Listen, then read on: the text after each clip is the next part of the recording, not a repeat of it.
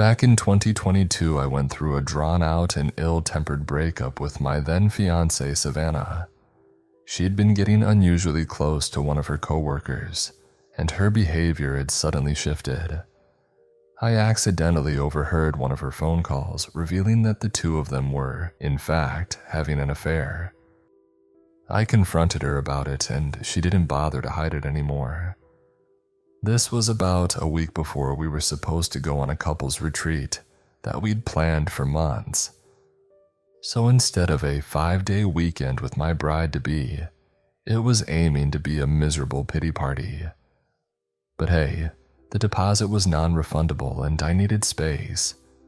I decided to go on my own while she packed her things. I couldn't bear to watch our life being put into boxes. I headed for Alaska. Now, one might not think of Alaska as the first place to go for a vacation, but there are some amazing ski resorts up there. There was this one place that had a little bit of everything. A main lodge with a bar, a restaurant, and a gym. Nothing huge, but more than expected. Savannah and I had rented one of the many two-man cabins complete with a built-in sauna. Thing cost an arm and a leg, but it came with complimentary champagne, so what the hell. I got there an early Thursday morning. I checked in and explained to the receptionist that there wasn't going to be a second person joining me. It earned me my first sympathetic look and an involuntary "oh." I was shown to my cabin. It was in a cluster with 6 other cabins, a straight walk from the ski lifts. One of the staffers showed me how to work the sauna, bucket and all, where to find linens, and how to order room service. And then they handed me the keys and sent me on my way. Savannah and I got the place a little cheaper because of how far in advance we booked, so we had no idea that it was going to be such a rough winter. There'd been a constant overcast for about a week, and we'd booked a little earlier in the year than one should, meaning it was oppressively dark outside. Even at the height of noon, all I saw was a gray-washed sun peeking through layers of clouds like a shy schoolboy. There were a couple of others there, though. In the cabin straight across from me were a pair of what can only be described as socialite hipsters. A man and woman in identical haircuts and matching outfits. They had customized prints on their shoulders with their Instagram tags. At first, I thought it was some sort of joke, but every single time I saw them together, they seemed to enjoy themselves immensely. Kinda made me feel bad for thinking less of them, to be honest. There were 2 men in their 50s. They weren't an obvious couple at first look, but you could kind of fill in the blanks to draw your own conclusions. I think they just wanted to get away. They didn't even bring any skis. They seemed pretty chill, spending most of their time enjoying the amenities of the lodge. There was one final couple next door, a man and woman in their early 40s. I got the impression that they were parents enjoying a weekend away from their kids. They talked on the phone a lot and had to repeat themselves, referring to your sister and your brother in a way that only a stern parent could. I caught their names as Tyler and Ginger, but out of everyone there, I think I was the one who stood out the most. This whole cluster was intended for couples, but the staff didn't have the heart to ask me to move. It was clear that something had gone wrong and they just wanted to look after me. I got a complimentary breakfast, a couple extra chocolates on my pillow, and they always had this apologetic tone when speaking to me, like they were afraid that I'd break. To be fair, a couple of times I did. That first day, I spent most of my time in bed. I wasn't even tired, I was just hurting from all the empty space and lack of noise. I kept going back to my socials to see if Savannah had posted anything. I kept updating over and over again. It was well over 7 p.m. when I realized I'd spent all day doing nothing but wallowing in misery.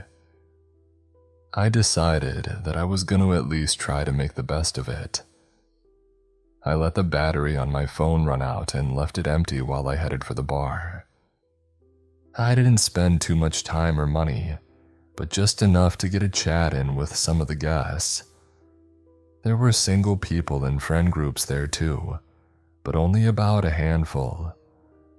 By chance, I ended up spending the evening with my next-door neighbors, Tyler and Ginger. They confirmed immediately that, yes, they were indeed exhausted parents. I offered them a sympathetic mojito, and after that, we were best friends. Tyler was this enormous, lanky man, easily 6'6" and bald as an egg. Ginger, on the other hand, barely reached 5'4". You could tell she'd been stressed. It carried under her eyes. That didn't stop her from laughing herself silly at every stupid joke we made. It might have been the mojitos talking, though. Later that night, I ended up taking a smoke break with Tyler out back. I hadn't smoked since college, but I figured now was as good a time as any to ruin my life a little. He handed me a lit Marlboro Red, leaning against the railing. I'd been telling Tyler and Ginger about Savannah and our recent breakup, and he was in full guy support mode. "At least there are no kids involved," he sighed, sucking down his cigarette. "It gets hella complicated, you know, and fast." "But it's worth it, right?" I asked. Tyler grimaced, bobbing his head side to side, making a little unsure hand gesture. "Depends," he continued. "I mean, they're gonna suck the life out of ya. It's gonna be every day, every way, all the time. There ain't no you anymore. It's just us, you know." "Yeah," I nodded, "I get it." He finished his cigarette, flicking it into the snow. "But you can see it. You can see yourself in another person. It's hard to explain, but it's like, that's you. And unless you really hate yourself, you can't help but to love them. So it's worth it then." Tyler snorted, heading back inside. He blew the last puff of his cigarette out his nose, or it might have just been hot air mixing with the cold night.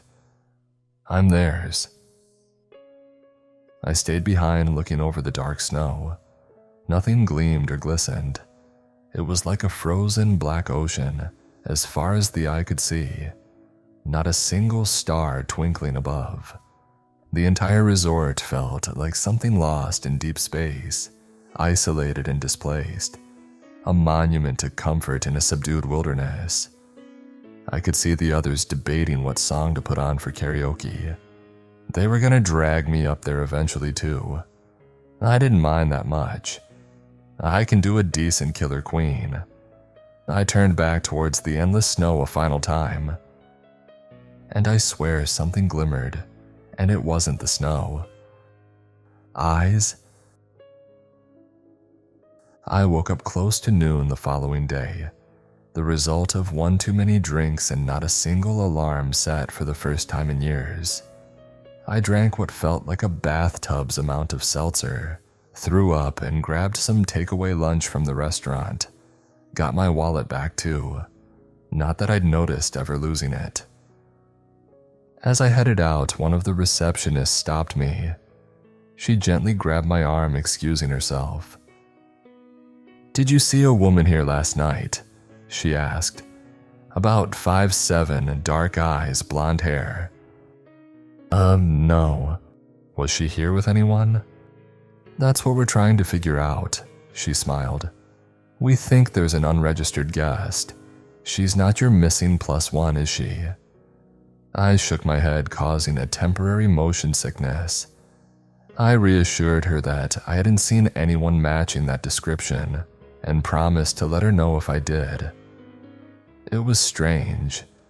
She seemed a lot more worried than I thought one might be about an uninvited guest. I took some time to actually go skiing that day. There's something mind-clearing about plummeting down the slopes without a care in the world. No one to break your stride. Free rein as far as the eye could see. I lost track of time and ended up spending a little longer than anticipated. That evening, I got to the restaurant just as they were about to close. I managed to sneak in an order for a plate of chicken carbonara, but I was the only guest left eating something. The others were at the tail end of dessert. That's when I heard some commotion from one of the other tables. Looking up, I could see the two men from the other couple's cabin. It was a proposal. The whole lodge erupted into cheers.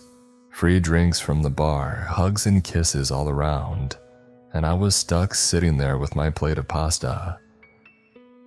To round out the proposal, there was a short firework display outside. Blue and green rockets against the coal-black sky, lighting up the snow like sand dunes of emerald and sapphire. It was beautiful, and I didn't even get a good look of it. As guests funneled back inside, I finished my plate. I was about to go congratulate the couple and join the budding party when I heard a knock. The restaurant staff were too busy closing up to notice it, but I saw someone outside. She couldn't have been older than maybe 20, 21. She wore a thin black nylon jacket and a trucker cap, resembling some kind of catering crew. She gave me a little hand wave, pointing to the door. "You mind letting me in?" "Sure, yeah." Strange. The glass door was already unlocked. I thought she might have been locked out. "Thanks," she smiled. "Must have pulled at it the wrong way. Sorry." She pushed past me but turned with a smile as she did. Her eyes weren't just a dark brown, they were almost black. "You should join us," she smiled. "It's gonna be fun." She disappeared into the bar crowd. Her smile faded behind a blonde ponytail the second she thought I wasn't watching. It took me a moment to realize she matched the description of the woman the receptionist had been asking me about. I tried getting a hold of a staffer, but they were running about like headless chickens. After a short but valiant effort, I decided to celebrate with the others. After all, it was Friday night and I needed a reason to drink. Or a better reason at least. Things got a bit hazy around midnight. The newly betrothed were off in a corner sharing a bottle of red. Tyler was trying his best to keep Ginger from a fifth cocktail. The hipster couple had retired early, choosing to spend the remainder of the night in their cabin. Other guests filtered out one by one, leaving a handful of people behind. As I stumbled back to my cabin for the night, intent on spending some time in the sauna, I noticed the strange blonde woman in the distance. She was standing outside the hipster's cabin, knocking on their door. She looked back at me with an expressionless face, her dark eyes looking like holes in the head. I could tell something was off about her. I always could. But I didn't know exactly what. I spent the night in the sauna. Not by choice, but happenstance. I didn't even start it. I just put my head down on a towel and blacked out. By morning, I was more of a hangover than a man. It was also the only time the sun decided to peek out, if only to tease my retinas. I spent some time getting ready, munching on a couple of protein bars and chugging a bottle of orange juice I had nicked from the open bar. Just past lunch, I was the only one on my feet. I didn't spot any other guests from the cluster and all the cabins were closed. No sign of the strange blonde woman either. Maybe that was for the best. But the more I wandered about, the more I noticed something was off. The ski lift wasn't working, and most of the main lodge was locked. All the lights were off, both inside and out. The restaurant's curtains were drawn as well as at the bar and the reception. The gym was locked with a closed sign out front. I tried knocking, but no one opened. I tried the main lodge and the other cabins. Nothing. I looked all over the resort, but it was all empty. The parking lot, the maintenance shed, the changing rooms. Everything was either locked up tight or empty. Something must have happened. One of the side entrances leading to the restaurant kitchen was not just locked, but chained up. Going back to my cabin, I checked my phone, only to remember that I'd let the battery drain. There was no power to charge it. The temperature was also going down, fast. It didn't take long before I had to bundle up with a jacket, even indoors. By the time I realized I'd run out of options, the sun was already setting. I sat on my bed with my legs huddled up against my chest, looking out the window. The snow had stopped glistening as the sun had once again wrapped itself with a cloud cover. That's when I realized what had bothered me about that strange woman the other night. There was no vapor coming from her breath, no hot mixing with cold. It was as if she hadn't breathed at all. By nightfall, I could see movement in the distance, doors opening, lights turning on. There was laughter coming from the main lodge, a few remaining fireworks from the other night flaring up into the night sky. Someone had cranked up the music in the bar a little too loud. Heat was coming back and power was restored. I fumbled for my phone, plugging in the charger. As I did, I spotted one of my neighbors through the window, one of the two older betrothed men. He looked ecstatic, skipping through the snow like a child. He lost his glasses as he haphazardly threw snow into the air, leaving an arc of snowflakes slowly tumbling back to the ground. I walked up to the window ready to call on him. I wondered where his fiancée was, but I only had to wonder for a moment. His fiancée was dragging the headless corpse of the hipster woman behind him, colorful jacket and all. I crouched down, covering my mouth with my hands. I didn't want a scream to slip out. I could hear my chest pounding in my heart, making me twitch with every beat. I felt my cheeks flush as my tongue went dry. They dragged the body through the snow, their hands and faces covered in red. There was a long trail of blackened blood reaching all the way from the hipster cabin to the middle of the field. The two betrotheds kissed, laughed, howled, and cheered. They waved at someone off in the distance, screaming with joy. And there was no vapor coming from either of them, no hot air mixing with cold. They were cold as ice and just as pale. I saw it all from my bedroom window. Cleaners hanging bloodied linens out the windows like war banners. A woman throwing torn body parts off the roof of the main lodge.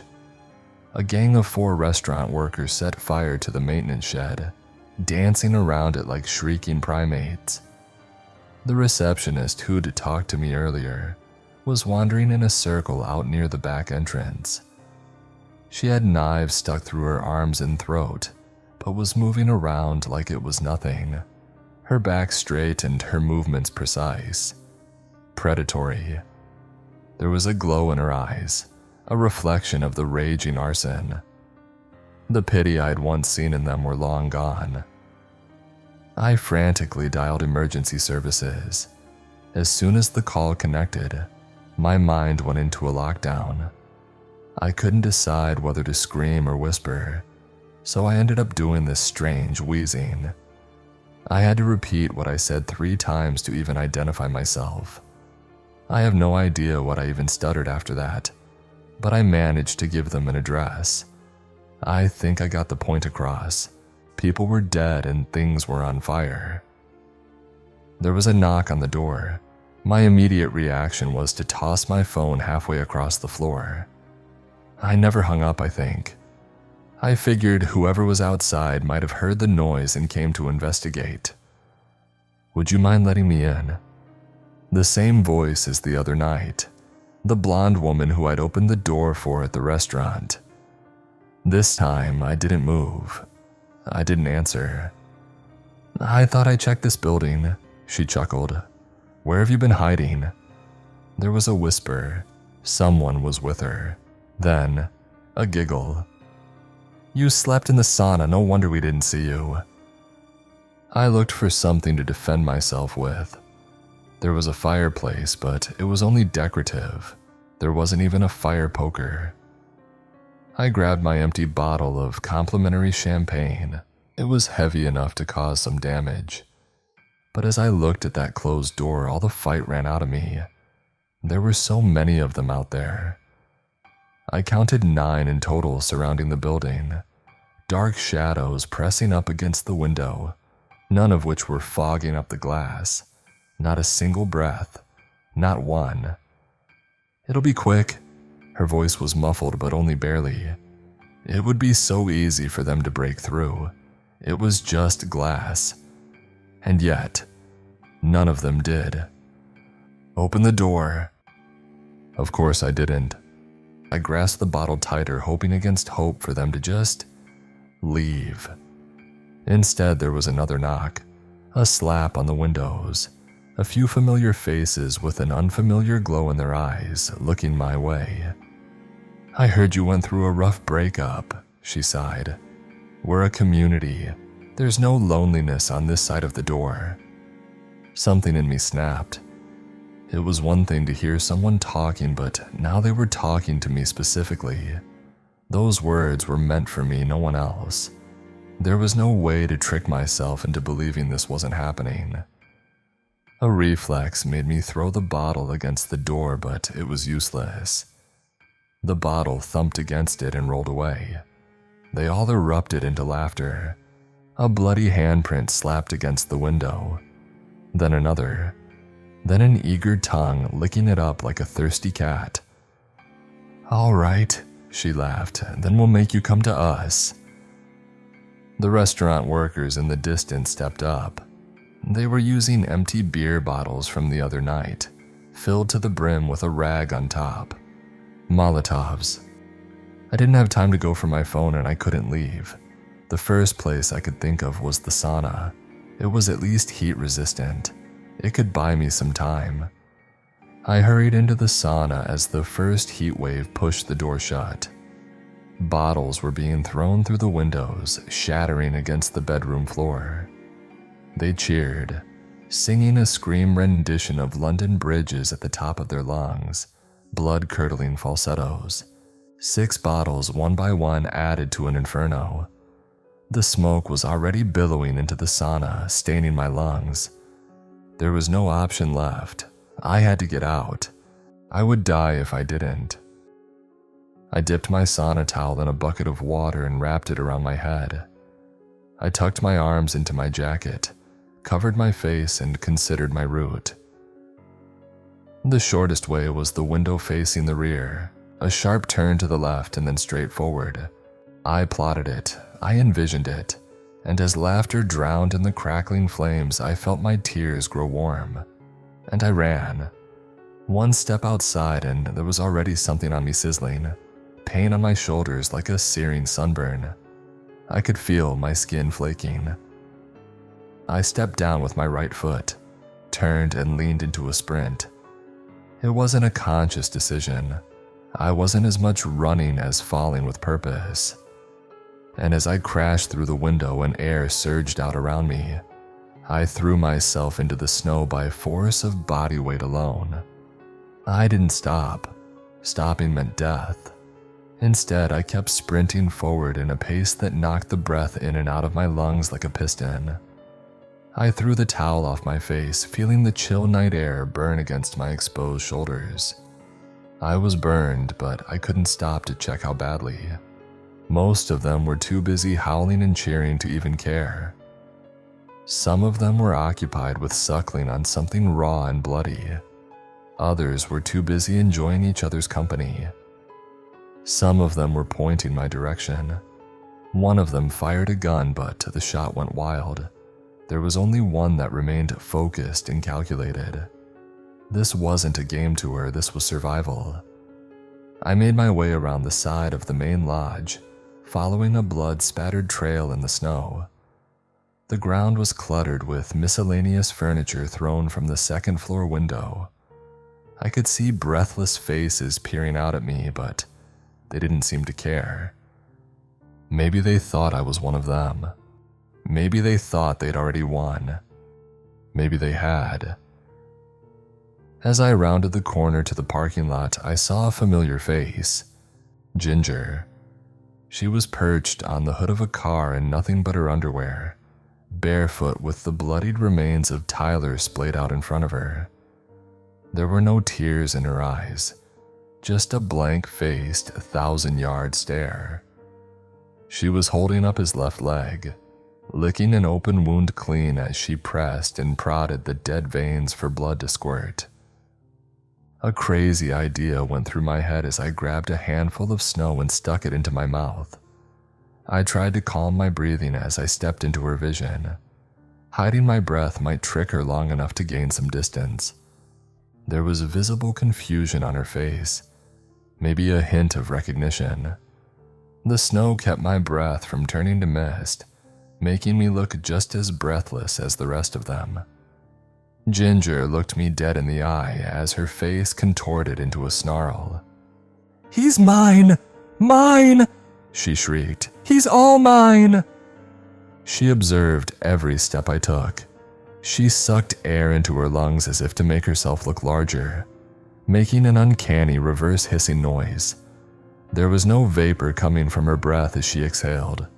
There was no chase as she already had her meal, like a house cat eating a Saint Bernard. I had to get out of there. There had to be something I could do other than to run blind into the wilderness. By the south corner of the main lodge, there was a pile of clothes. They smelled of turpentine, but no one had lit them on fire just yet. Maybe they wanted to add more to it before they did. I stuck my hands in there, letting the chemicals sting my open wounds. Rustling through discarded shirts and pants, some of which still had limbs attached, I managed to find a set of car keys. I held onto it for dear life, thanking whatever gods may be for the little blue sunflower keychain I'd felt at the top of my fingertips. The keys led me to a camper van. There was a small picture of the two betrothed men above the glove box. Since I'd seen them out in the field, I figured I had some time before they came looking for it. I put the keys in the ignition and my heart froze. There was a knock on the driver's side door. This is hardly a fitting domicile. Her. I fumbled the keys trying to get the thing to start. The camper van was probably older than me and I'm not good with driving stick, but I didn't have much choice. "Invite me." "That's just it, isn't it?" I cried. You can't do it. You can't come in." "You want to bet?" "Yeah," I nodded. Yeah, let's bet. Let's do it." I was just buying time. The moment the engine roared to life, I stepped on the gas. A bloodied hand squeaked against the window as I took a hard right turn, making the tires slip on the graveled road. I saw it all in the rearview mirror. The fires and a gathering crowd. Some of them waved goodbye, some cheered. All of them rejoiced together. Breathless. By the time I got to a nearby town, fire trucks had already passed me by. Once I talked to the police, they seemed to already know the story. To them, there had been reports of arson, several casualties, about 8 in total. They had people on site investigating, but the people I'd seen out there celebrating a massacre, they were never reported as victims or suspects. In fact, they were seemingly just innocent bystanders. I have kept my eye on this for years. Some of the firemen who got to the resort that night have permanently switched to night shifts. Most of those who survived that night have mysteriously vanished from social media, but they still pop up in posts, very much alive and kicking. I've seen people who look suspiciously similar to Ginger and the two betrothed men. They didn't fake their deaths or disappear, they just made themselves socially invisible, slipped into the background. All deaths were easily explained. Arson. All they found were burned bodies, and the fire marshal in charge seemed less than eager to delve deeper into the causes. Most of the eyewitness accounts were taken on face value. Strange how the fire marshal first changed to a night shift, then fell off the radar completely. It was arson and a story. No need to look closer. And my 911 call. No one ever heard about it. No wonder they didn't bother to hide it all from me. I was never a threat. They'd already done what they came for. That one woman, the one who didn't breathe, was the source of it all. And to the best of my knowledge, she is still out there. And she is not alone anymore.